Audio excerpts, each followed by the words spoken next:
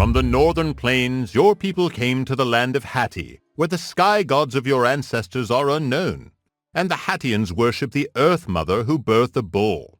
These strange people do not live by the hoof, but by the black dirt of the earth. They do not live under the sky, but in caves they build with their hands out of hardened mud and wood. They do not honor their chiefs with great earthen mounds, but wrap their bodies in reeds and lay them beneath the hearth, removing the skulls to paint upon. The elders say that the sky gods desire the land of Hatti. Your people will be their instrument in this land.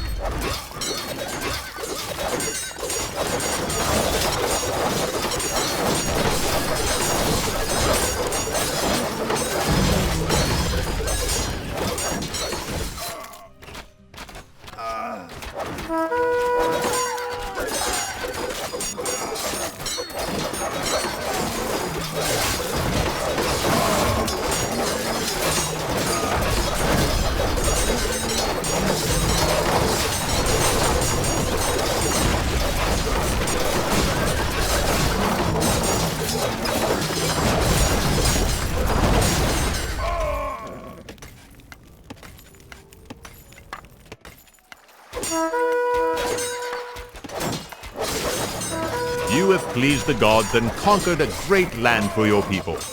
In honor of your victory, a tablet is prepared.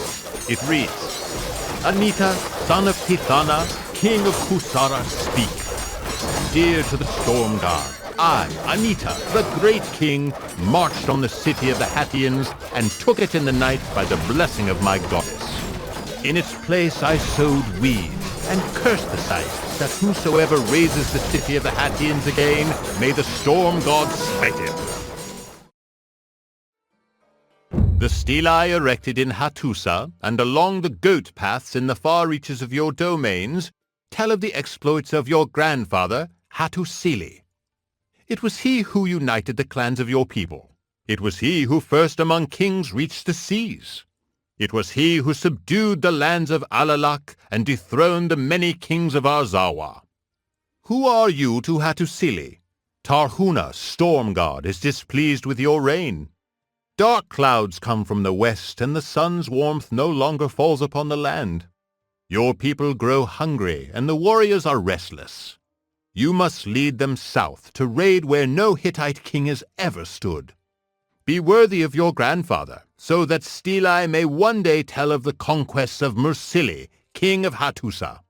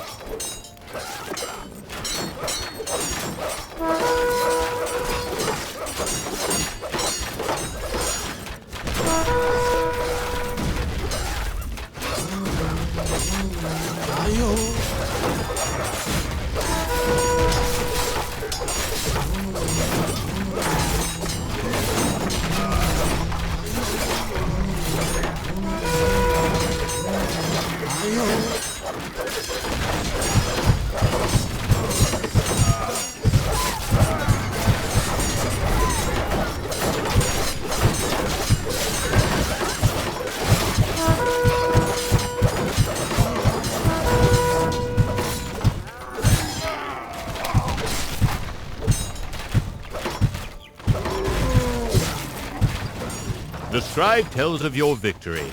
Mursili, king of Hattusa, anointed priest of the storm god Tarhuna, steward of the sun god, overlord of the earth, marched on Babylon, on the road no king had ever taken, and defeated the lords of Babylon of number no less than 50, and took captives numbering no less than 2,000. He carried off to Hattusa oxen, ingots of bronze and copper, and the god Marduk of Babylon. Of the oxen he made sacrifices to the gods who were pleased with his devotions.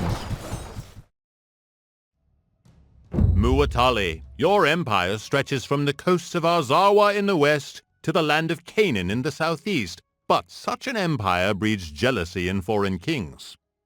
In a betrayal of the agreement between you and his father, the Egyptian pharaoh Ramesses II has captured your vassal, the Amorite kingdom of Amuru in the land of Syria. In retaliation, you have raised the call to war among your allies. The kings and princes of 19 lands, among them Luka, Ugarit, and Carchemish, join you in the battle. The plain at Kadesh by the Arantu River will soon hear the thundering of your war chariots, as if the storm god Tarhuna himself were beating the earth with his thunderbolts and battle axe.